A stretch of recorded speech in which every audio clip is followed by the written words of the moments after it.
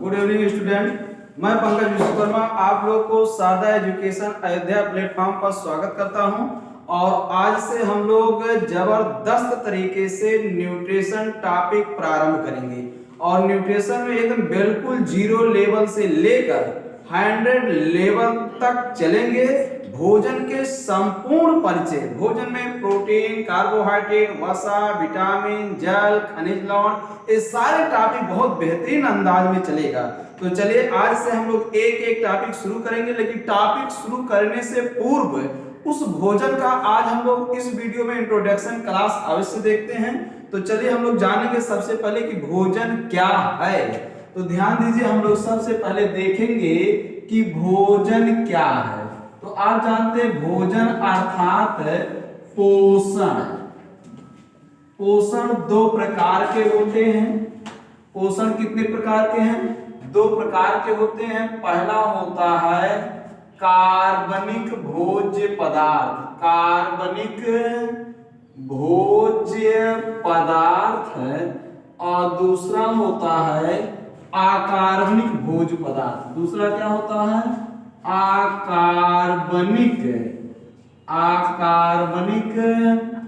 भोज्य पदार्थ।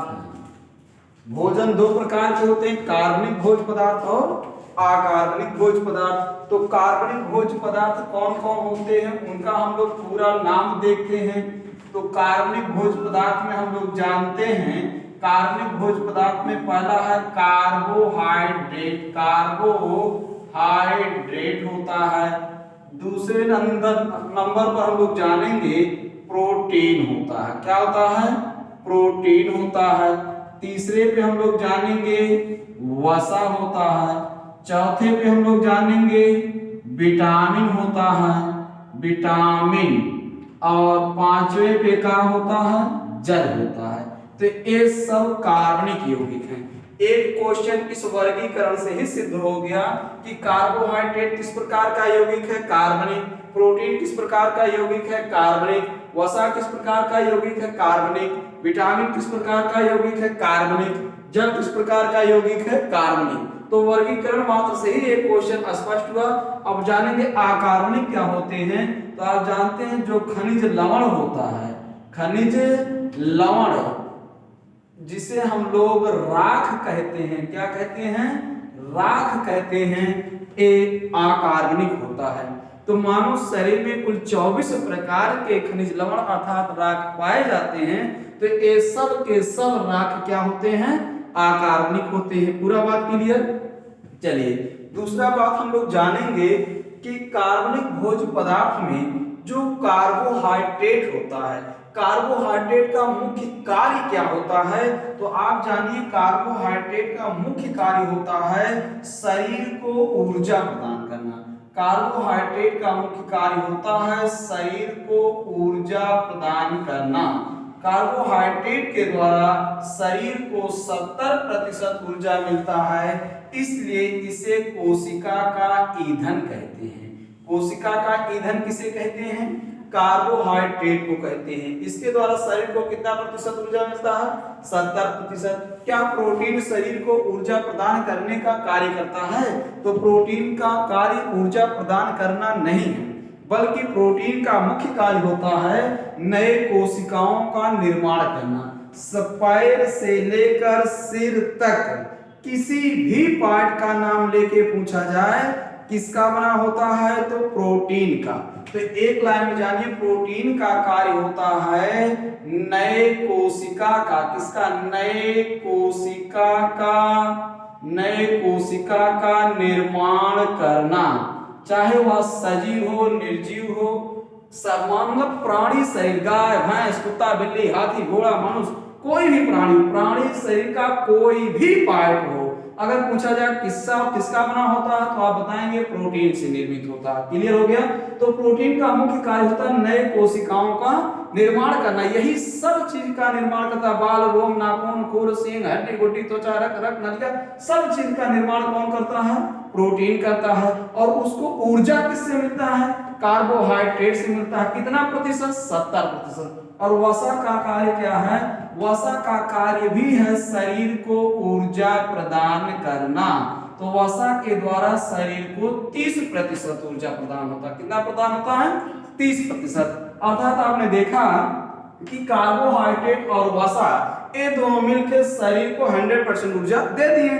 जब ये दोनों शरीर को ऊर्जा दे दिए तो प्रोटीन स्वतंत्र अवस्था में बच गया। अब जब प्रोटीन स्वतंत्र अवस्था में बचता है तो यह नए कोशिकाओं का निर्माण करता है। इसलिए हमको अपने आहार में कार्बोहाइड्रेट और वसा इतना लेना चाहिए कि प्रोटीन स्वतंत्र अवस्था में बच जाए। और जब प्रोटीन स्वतंत्र अवस्था में बचेगा तो यह नए कोशिकाओं का निर्माण करेगा। जब नए कोशिका का निर्माण करेगा तो हमारे शरीर में किसी भी चीज की कमी नहीं होगी। लेकिन अगर आप कार्बोहाइड्रेट कम ग्रहण कर रहे हैं, वसा कम ग्रहण कर रहे हैं, औसतन मात्रा से कम ग्रहण कर रहे हैं, तो प्रोटीन भी ऊर्जा प्रदान करने लगेगा। तो जब प्रोटीन यूं ऊर्जा प्रदान करना शुरू कर देगा तो क्या नए कोशिका का निर्माण करने वाला कोई बचा? नहीं बचा। तो शरीर में कमजोरी आना शुरू हो जाएगा, नए कोशिका का निर्माण नहीं होगा, बहुत सारे संकट प्रारंभ हो जाएंगे। तो उन संकट से बचने के लिए आज जिसका जो कार्य है उसको उसी कार्य में लगाने के लिए हमको औसतन मात्रा में भोजन को ग्रहण करना है। तो यहाँ अभी हम लोग इस लाइन में केवल कार्य जाने। कार्बोहाइड्रेट का कार्य ऊर्जा प्रदान करना, प्रोटीन का कार्य नए कोशिका का निर्माण करना, वसा का कार्य ऊर्जा प्रदान करना। इतना बात क्लियर। दूसरा बात हम लोग जानेंगे कार्बोहाइड्रेट किस बंध द्वारा जुड़ा होता है। तो कार्बोहाइड्रेट जो होता है यह ग्लाइकोसिड बंध द्वारा जुड़ा होता है। ग्लाइकोसिड बंध द्वारा जुड़ा होता है, जबकि प्रोटीन जो होता है एक पेप्टाइड बंध द्वारा जुड़ा होता है, और वसा जो होता है यह एस्टर बंध द्वारा जुड़ा होता है। ये तीनों बंध आपको याद रखना अति आवश्यक है। कार्बोहाइड्रेट ग्लाइकोसिड बंध द्वारा जुड़ा होता है, प्रोटीन पेप्टाइड बंध द्वारा जुड़ा होता है, और वसा जो होता है एस्टर बंध द्वारा जुड़ा होता है। इतना बात क्लियर है। चलिए अगला दूसरा बात क्या जानेंगे कि जो कार्बोहाइड्रेट है, अब एक कार्बोहाइड्रेट का पाचन कहां से प्रारंभ होता है। तो कार्बोहाइड्रेट का पाचन आप जानते हैं मुख से प्रारंभ हो जाता है। और मुख में कौन सा पाचक एंजाइम जो कार्बोहाइड्रेट को पचाएगा? तो आप जानते हैं मुख में टायलिन एंजाइम होता है। कौन होता है? टायलिन एंजाइम होता है। और कार्बोहाइड्रेट का पाचन कहां होता है? अग्नाशय में होता है। कहां होता है? अग्नाशय में होता है। अग्नाशय में कार्बोहाइड्रेट पाचक एंजाइम कौन होता है? एमाइलेज होता है। कौन होता है? एमाइलेज होता है। और कार्बोहाइड्रेट पाचक एंजाइम कहां होता है? आंत में होता है। कहां होता है? आंत में। अगर आंत में बात किया जाए किस आंत में, तो आप बताएंगे छोटी आंत। वैसे बताया जाता है आंत, लेकिन अगर विवश कर दिया जाए किस आंत में, छोटी आंत या बड़ी आंत, तो आप बताएंगे किस आंत में? छोटी आंत में। छोटी आंत में कार्बोहाइड्रेट पाचक 3 एंजाइम मुख्य पढ़ेंगे।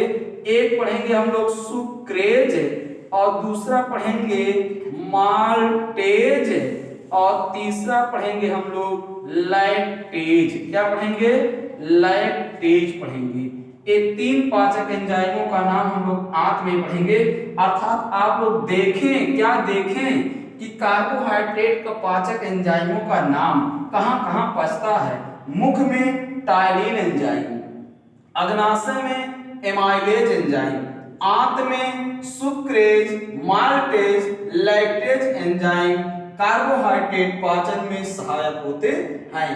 जब किसी भी कार्बोहाइड्रेट का पाचन होता है, जब किसी भी प्रकार के कार्बोहाइड्रेट का पाचन होता है, तो यह पचने के बाद, यहां तक पूरा रहा ना, यहाँ चलिए आगे।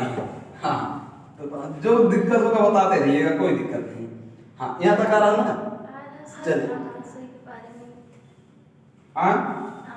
हाँ, नहीं बस केवल इतना।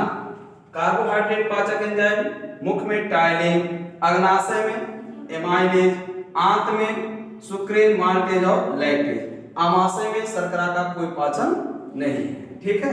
तो जब पचेगा तो पचने के बाद यह बदलता किस में है? ग्लूकोज में। किस में बदलेगा? ग्लूकोज में। किसी भी प्रकार का शर्करा हो, चाहे वह मोनोसैकेराइड हो, डाइसैकेराइड हो, पॉलीसैकेराइड हो, ये सब पचने के बाद अंततः लास्ट में किसमें बदल जाते हैं? ग्लूकोज में बदल जाते हैं। पूरा बात क्लियर है? चलिए ध्यान से सुनिए। अब कैसे पचता है मोनोसैकेराइड, डाइसैकेराइड, पॉलीसैकेराइड क्या है? कार्बोहाइड्रेट के विराट रूप में हम लोग देखेंगे। यहाँ मात्र केवल हम लोग थोड़ा भोजन का परिचय देख रहे हैं, इंट्रोडक्शन है, या पूरा इंट्रोडक्शन क्लास है। चलिए दूसरा बात हम लोग जानेंगे, प्रोटीन का पाचन क्या मुख से प्रारंभ होता है? तो प्रोटीन का पाचन मुख से प्रारंभ नहीं होता है। प्रोटीन का पाचन प्रारंभ होता है आमाशय से। कहां से? आमाशय से। आमाशय में प्रोटीन पाचक एंजाइम कौन होता है? पेप्सिन होता है। कौन होता है? पेप्सिन होता है। और प्रोटीन का पाचन कहाँ होता है? अग्नाशय में। कहाँ होता है? अग्नाशय में होता है। अग्नाशय में कौन सा पाचक एंजाइम पाया जाता है? अग्नाशय में पाया जाता है ट्रिप्सिन एंजाइम। कौन सा एंजाइम? ट्रिप्सिन। और प्रोटीन का पाचन कहाँ होता है? आंत में होता है। आंत में अगर विवश किया गया, किस आंत में? तो बताएंगे छोटी आंत में। कौन सा पाचक एंजाइम होता है? इरेप्सिन होता है। कौन होता है? इरेप्सिन होता है। बात क्लियर हुआ? तो प्रोटीन का पाचन मुख से प्रारंभ नहीं होता है, प्रोटीन का पाचन आमाशय से प्रारंभ होता है। आमाशय में पेप्सिन, अग्नाशय में ट्रिप्सिन और आंत में इरेप्सिन नामक एंजाइम प्रोटीन को पचाने में सहायक होते हैं। और जब प्रोटीन का पाचन होता है तो यह भी पचने के बाद अपने सबसे सरलतम इकाई अमीनो अम्ल में बदल जाते हैं। किसमें बदल जाते हैं? अमीनो अम्ल में। किसमें बदल गए? अमीनो अम्ल में। अर्थात आप जान गए प्रोटीन का सबसे सरल इकाई क्या होता है? अमीनो अम्ल। अब अमीनो अम्ल के विराट रूप का दर्शन आप करने को पाएंगे प्रोटीन का जब विराट रूप दिखाएंगे। यहाँ बस इतना जान के आप लोग बर्दाश्त कीजिए कि प्रोटीन का कार्य क्या होता है, किस बंध द्वारा जुड़ा होता है, कौन से पाचक एंजाइम होते हैं। ठीक, आगे और अभी बता रहे हैं वसा के बारे में सुन लीजिए। क्या वसा का पाचन मुख से प्रारंभ होता है? तो वसा का पाचन भी मुख से प्रारंभ नहीं होता है। वसा का पाचन प्रारंभ होता है कहां से? आमाशय से। कहां से? आमाशय से। कौन सा पाचक एंजाइम होता है? तो गैस्ट्रिक लाइपेज सहायक होता है। और कहां होता है? अग्नाशय में। अग्नाशय में कौन होता है? लाइपेज। कौन होता है? लाइपेज एंजाइम होता है। और कहां इसका पाचन होता है? आंत में। कहां होता है? आंत में। आंत में कौन सी आंत की बात किया जाता है ज्यादा? छोटी आंत। कैसे कैसे क्रिया होता है अब एक पूरा पाचन तंत्र के विराट रूप में कुछ देखेंगे। अब आंत में पाया जाता आंतीय लाइपेज। क्या होता है? आंतीय लाइपेज होता है। क्लियर है? चलिए, तो आपने देखा कि वसा का पाचन मुख से प्रारंभ नहीं होता है, वसा का पाचन प्रारंभ होता है आमाशय से। आमाशय में कौन सा पाचक एंजाइम पाया गया? Gastric lipase. क्या पाया गया? Gastric lipase. अग्नाशय में क्या पाया गया? लाइपेज पाया गया। और आंत में क्या पाया गया? आंती लाइपेज पाया गया। जब ये वसा को पचाएगा तो ये वसा अपने सबसे सरलतम इकाई में टूटेगा। वसा का सबसे सरलतम इकाई क्या होता है? वसीय अम्ल। क्या होता है? वसीय अम्ल और गिल्सराल। यह अपने सबसे सरल इकाई में टूट गया, वसीय अम्ल और गिल्सराल में। पूरा बात यहाँ तक क्लियर है?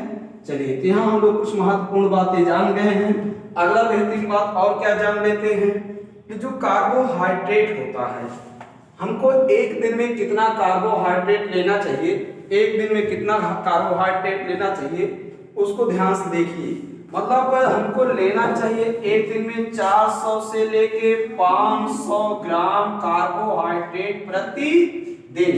एक दिन में कार्बोहाइड्रेट कितना लेना चाहिए? मैं 400 ग्राम से 500 ग्राम प्रतिदिन लेना चाहिए। जबकि प्रोटीन लगभग कितना लेना चाहिए, तो एग्जैक्ट सभी अवस्थाओं में प्रोटीन, कार्बोहाइड्रेट, वसा की मात्रा अलग अलग होता है।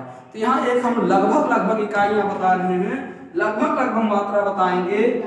प्रोटीन की मात्रा लगभग जो लेना चाहिए वह लगभग लेना चाहिए 60 ग्राम प्रतिदिन। कितना ग्राम प्रतिदिन? 60 ग्राम प्रतिदिन लेना चाहिए। और वसा की मात्रा जो लेना चाहिए प्रतिदिन वह लगभग लेना चाहिए 30 से 40 ग्राम प्रतिदिन लेना चाहिए। इस सब का हम दैनिक आवश्यकता बता दें। पूरा बात क्लियर हो गया? चलिए, तो हम लोग यहाँ जान गए कि कार्बोहाइड्रेट कितना लेना है, प्रोटीन कितना लेना है और वसा कितना लेना है। इतना बात क्लियर हो गया। चलिए, दूसरा बात हम लोग क्या जानेंगे? दूसरा ये जानेंगे कि जो कार्बोहाइड्रेट होता है ये कितना ऊर्जा प्रदान करता है। तो 1 ग्राम कार्बोहाइड्रेट प्रज्वलित होकर यह 4.2 कैलोरी ऊर्जा प्रदान करता है। कितना प्रदान करता है? 4.2। 1 ग्राम कार्बोहाइड्रेट प्रज्वलित होकर ऑक्सीकृत होकर 4.2 कैलोरी ऊर्जा प्रदान करता है। जबकि 1 ग्राम प्रोटीन भी ऑक्सीकृत होकर यह भी 4.2 कैलोरी ऊर्जा प्रदान करता है। और अप्रज्वलित के दौरान, ऑक्सीकृत के दौरान सबसे ज्यादा ऊर्जा किससे मिलता है? वसा से। यह 1 ग्राम जब ऑक्सीकृत होता है तो 9.2 कैलोरी ऊर्जा प्रदान करता है। क्लियर हुआ? अगर यहाँ देखिए बच्चे गड़बड़ा जाते हैं। अगर पूछा गया कि हमारे शरीर को सबसे ज्यादा ऊर्जा किससे मिलता है, तो कार्बोहाइड्रेट से प्राप्त होता है। अगर पूछा गया प्रज्वलित होने के दौरान सबसे ज्यादा ऊर्जा किससे प्राप्त होता है, तो वसा से। शरीरिया को मिलता है कार्बोहाइड्रेट से, ऑक्सीकृत के दौरान सबसे ज्यादा ऊर्जा प्राप्त करता है वसा। क्लियर हो गया? चलिए आगे ध्यान से देखें, एक बार फटाफट रिवीजन करा देते हैं। भोजन अर्थात पोषण 2 प्रकार के होते हैं, कार्बनिक भोज्य पदार्थ, दूसरा अकार्बनिक भोज्य पदार्थ। कार्बनिक भोज्य पदार्थ कौन कौन होते हैं? कार्बोहाइड्रेट, प्रोटीन, वसा, विटामिन और जल। ध्यान से सुनिए, सबसे जटिल जो होता है वह सबसे जटिल भोजन होता है वसा। यह सबसे जटिल होता है। वसा के बाद कौन होता है? प्रोटीन। इसके बाद कौन होता है? कार्बोहाइड्रेट। अर्थात सबसे सरल कार्बोहाइड्रेट, इसके बाद प्रोटीन, इसके बाद क्या होता है? वसा। ये 3 ही का पाचन होता है। पाचन केवल इन्हीं 3 का होता है और इन तीनों का पाचन नहीं होता है। ये तीनों सरल खुद हैं, इसलिए इन तीनों का कोई पाचन नहीं होता है। कार्बोहाइड्रेट का कार्य क्या होता है? ऊर्जा प्रदान करना। प्रोटीन का कार्य नए कोशिका का निर्माण करना। वसा का कार्य ऊर्जा प्रदान करना। कार्बोहाइड्रेट किस बंध द्वारा जुड़ा होता है? ग्लाइकोसिड बंध द्वारा। प्रोटीन पेप्टाइड बंध द्वारा, वसा एस्टर बंध द्वारा जुड़ा होता है। कार्बोहाइड्रेट का पाचन मुख से प्रारंभ हो जाता है। मुख में टाइलिन एंजाइम, अग्नाशय में माइलेज एंजाइम, आंत में सुक्रेज, माल्टेज और लैक्टेज एंजाइम पाए जाते हैं जो कार्बोहाइड्रेट को पचा के ग्लूकोज में बदल देते हैं। प्रोटीन का पाचन मुख से प्रारंभ नहीं होता, इसका पाचन आमाशय से प्रारंभ होता है। आमाशय में पेप्सिन, अग्नाशय में ट्रिप्सिन, आंत में इरेप्सिन नामक एंजाइम प्रोटीन को पचा के अमीनो अम्ल में बदल देते हैं। वसा का पाचन भी मुख से प्रारंभ नहीं होता, इसका पाचन आमाशय से प्रारंभ होता है। आमाशय में गैस्ट्रिक लाइपेज, अग्नाशय में लाइपेज, आंत में आंती लाइपेज होते हैं जो पचा के वसी अम्ल और ग्लिसरॉल में बदल देते हैं। एक दिन में कार्बोहाइड्रेट 400 से 500 ग्राम लेना चाहिए, प्रोटीन लगभग 60 ग्राम लेना चाहिए, वसा लगभग 23 से 40 ग्राम प्रतिदिन लेना चाहिए। 1 ग्राम कार्बोहाइड्रेट ऑक्सीकृत होकर 4.2 कैलोरी ऊर्जा प्रदान करता है। 1 ग्राम प्रोटीन ऑक्सीकृत होकर 4.2 कैलोरी ऊर्जा प्रदान करता है। 1 ग्राम वसा ऑक्सीकृत होकर 9.2 कैलोरी ऊर्जा प्रदान करता है। ये रहा वर्णन, केवल मात्र हमने परिचय बताया। ठीक, तो विटामिन, जल और राख का संपूर्ण परिचय विराट रूप के साथ देखेंगे। तो चलिए, इस इंट्रोडक्शन क्लास में ही बहुत सारे क्वेश्चन का आंसर आपको स्पष्ट हो गया है और अगला जो वीडियो बनेगा उसमें हम लोग कार्बोहाइड्रेट के विराट रूप का दर्शन करेंगे। शेष वर्णन नेक्स्ट किया जाएगा। बहुत बहुत धन्यवाद।